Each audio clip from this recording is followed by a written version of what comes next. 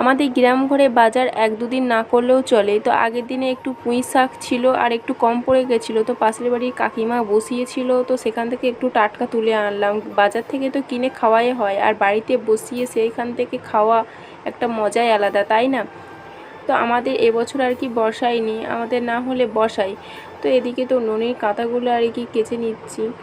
তো আজকে তো রোদ দিয়েছে, আর আগের দিন তো একটু আর কি রোদটা ছিল না কো, যেহেতু ওর জন্য তো কাঁটাগুলো ঠিকঠাক করে শুকায়নি, একটু গন্ধ গন্ধ হয়ে গেছে। তো আজকে একটু ভালো করে কেচে দিচ্ছি। আমি আর কি যেভাবে কাচি সেটা আমি তোমাদের দেখিয়ে দিলাম। তো একটু কমফোর্ট নিই, যেহেতু একটু বাচ্চাদের কাঁথা বুঝতেও আর কি গন্ধ হয়ে যায়, যেহেতু ওরা টয়লেট করে, তো ওর জন্য একটু কমফোর্ট দিই যাতে একটু সেন্ট আর কি হয়। কারা কীরকম করে জানি না, আমি তো এইভাবেই করি। তো এতে আশা করি কোনো দিন তো কিছু ক্ষতি হয়নি।